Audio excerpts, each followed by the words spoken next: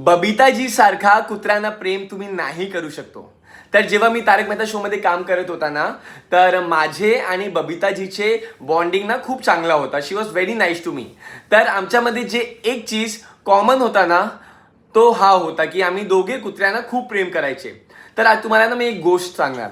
तर बबिताजीची गाडी, तिच्या कार जेव्हा फिल्म सिटीमध्ये एंट्री करते तेव्हा हॉर्न मारती ना ती, तर तेव्हा सगळे कुत्र्यांना पता चलते की बबिताजी आली, बबिताजी आली, आणि ते खुश होते. जेव्हा आमचे लंच ब्रेक होतो ना आणि सगळे लोक जेवण करतो, तर जेवण नंतर ना जे पण खाना बचायचे ना, तर बबिताजी दाल, चावल, रोटी सगळे मिक्स करून एक बडा बर्तन मध्ये तिच्या हातातून मिक्स करून, आणि ती तिच्या घरातून काही थोडे बहुत चिकन विकन आणते आणि तो त्याच्यामध्ये मिक्स करतो आणि तो तिच्या गाडीमध्ये बसतो. मी पण जातो तिच्या बरोबर कधी कधी, आणि आम्ही दोघे जण जाऊन कुत्र्यांना असे टाकतो रस्त्यावर. जिथे कुत्रे होते ना फिल्म सिटीचे, त्यांना लंच ब्रेक मध्ये आम्ही लोक त्यांना पण लंच करवतो. आणि एवढंच नाही, तिच्या मेकअप रूम मध्ये 2-2 गोणी डॉग फूड राहायचे. आणि मेकअप रूम तर सोडा, तिच्या गाडीमध्ये ना पिछे डिगीमध्ये ती 2-2 गोणी ठेवायचे डॉग फूड.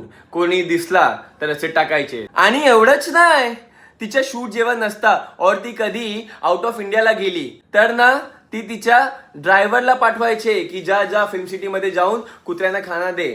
तर हे तर आहे त्यांचे कुत्र्यांना प्रेम करण्याचे लेवल. ती ना कधी हे सर्व चीज ना, जे पण ती करती ना, ती कधीही सोशल मीडियावर टाकतीच नाही कोणाला दाखवती. हा त्याचे ना जेन्युन प्रेम आहे कुत्र्यांबरोबर, आणि हे मला खूप आवडलं.